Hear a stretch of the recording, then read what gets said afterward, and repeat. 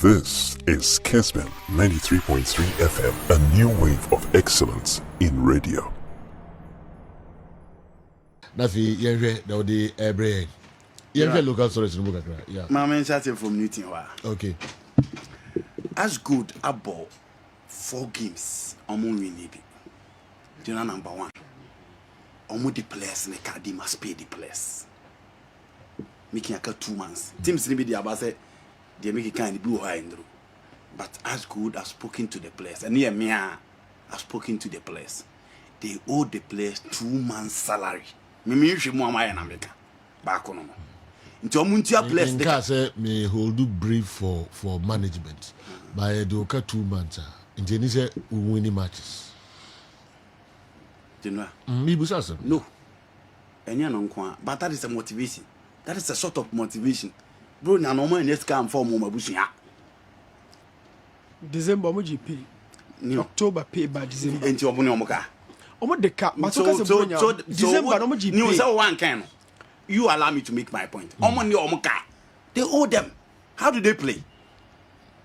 You know, any sika kesi bia no omo di players ne ka o. These are not players that earn 4,000, 3,000, 6,000 a month. They must pay the players. Omo so dwuma omo ye didi no. Yeah, into aka bebeduma. E betena fie. So if they owe the players, they must pay them. They owe the players. And you know, yeah, their own energy na yeah, you on the field of play. How do you expect these players or Muniska Omra Park now? But what to be the sort of motivation? They must pay the players. They owe them. It is the reason why they are not delivering. One of the reasons why they are not delivering is say, you know, almost the players neka. Kotokone has because what G League na not because they have quality alone, because they have money to motivate their players, extrinsically and intrinsically, both in and then out. More money to motivate these players. And you could sponsor nothing. Our money players 4,000. You enjoy the car with me. My players 4,000. So money. So my car said Diana stars. We are talking about money here. It's general. They must pay the players. Your players they ka na born omo bo matimi abo. So to your players ni naka. To your technical staff ne ka.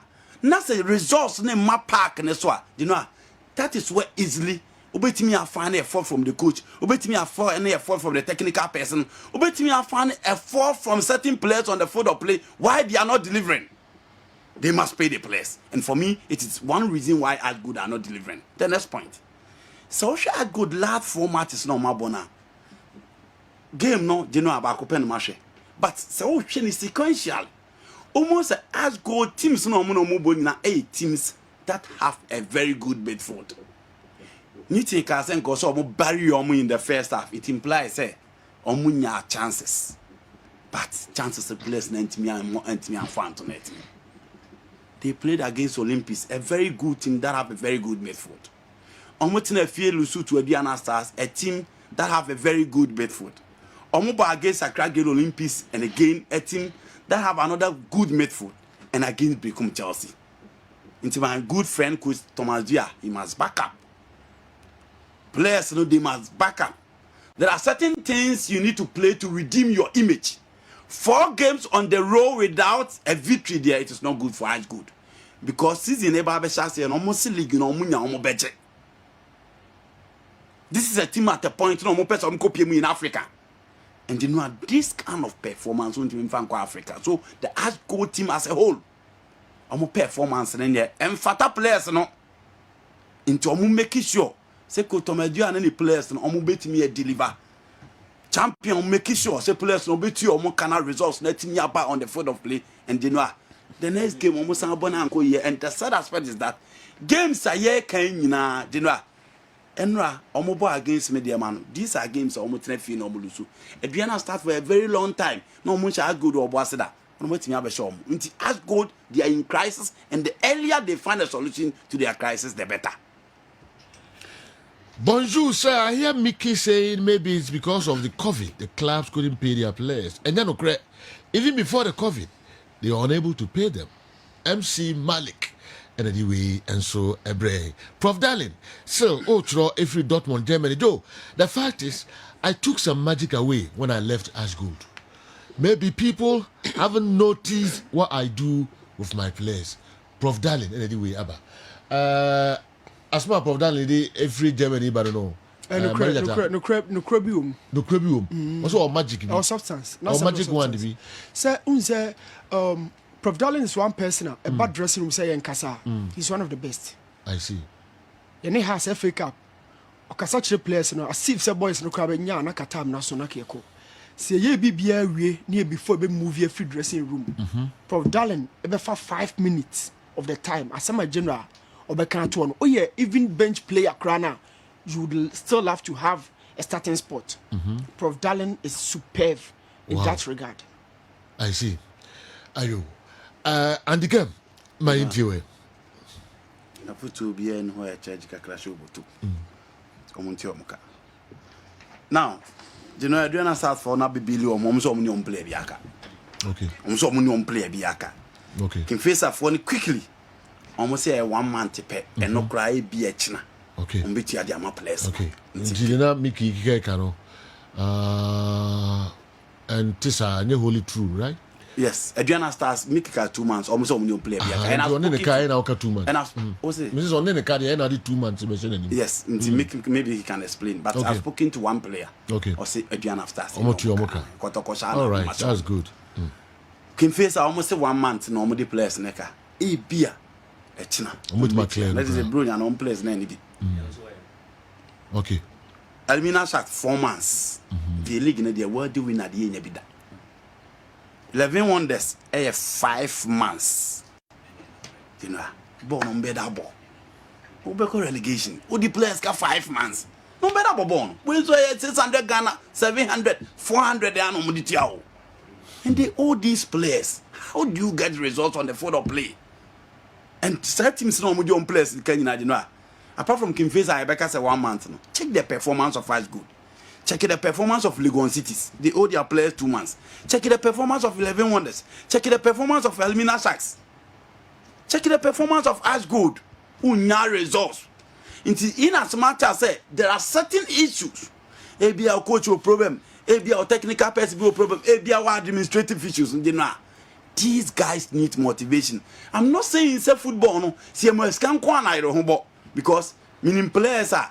You know, omutimi fro omutim ba so ma bebo entire gala meaning players are corner Sunday special omo ba said the omusi yire omo ho de bo no omo bokra che omutim so eh wo dwuma e wo sa wo yire ho na wo ye now the pay ba sie but what we are saying is that these leaders must pay the players sikana muntu amfa mo na nya ntuta so bone wo teams ne so and it is the reason why these teams are not delivering.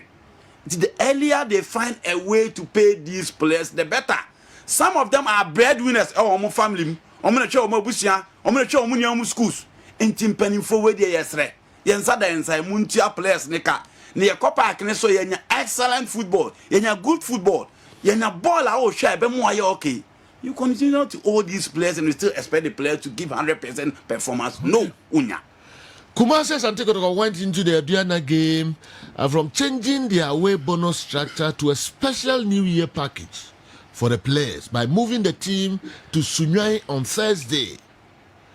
Can we say that was the magic? Did Newton say Midiema isn't on form? I totally disagree with him. And should come again. By form of the Premier League teams and their starts in their last 5 Premier League games, Midiema will be on top with 12 points.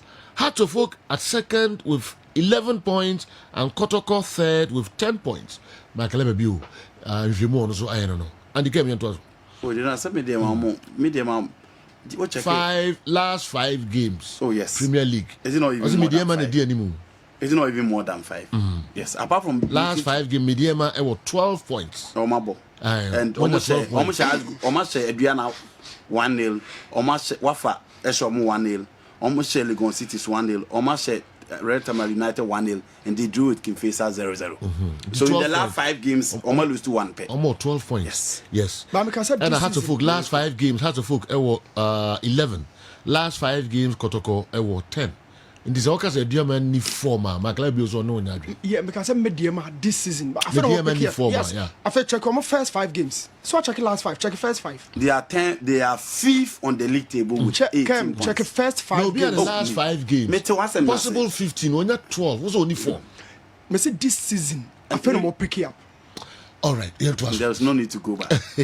No, so call last 5 games. Make up first 5 games. Oh, this definitely. this is accumulation of about 11 games. To what? Who can have pen de casa? And I'm telling you, talk about the first 5. No, your league in your one day, your bonra. So we can't go back and discard the 4 they lost to be Team United. And I'm saying this season. Me say this season. And I'm saying, and I'm using 5 games. My amount number of games. And our coach. And I'm saying this is the last one started, but the last 5 games. Well, we need 12 points out of possible 15. Who's only 4? And also no one still on Thursday. Okay, also on many I do not the last 5 for buy. And I'm saying me use this season. This season involves first 5. All right. Okay. So I feel more back. It's in context. Okay, Yantuaso. Out of the games now happen, made them about 10 matches. They are 5th on the league table with 18 points. So what I say? As good at that 40th. So they've jumped how many times? 9 times. So I agree they are not Koto, they are not Kimfisa. But in the league, they are 5th. Okay. Right. Do ask Newton, does that mean as goal players select matches or what? Apino and they do a free bantama and sober. Obi a church and again. That's good. Into the end, almost 7 January doors. What they crack angry. Obi answer one of the OBC selection winner, you will be see a mommy will be a whole lot. But let's move on. When I am Ponsa issue, no, he's talking about the scientific aspect of the game. Baby, yeah. A one on so they can. What's the last season? Yeah. Omuko yen omuko ntem and omuko rest here. Omunya draw. Yeah. This season obi so omomfa gine omomfa diobodo omomfa hwan. Kusia. Omenti. Omunya time to settle, motivate the players. Omuko and tactically if you want the game. A coin akoto made for them fast neutralize the requakwa ma coach a France be akun here requakwa free mono. That was the end of Ediana Stars. Okay. It was well planned. Okay. And perfectly executed on the field of play. Okay. That is the scientific aspect of it. Okocha mo omo de. But baby aye jina ne de.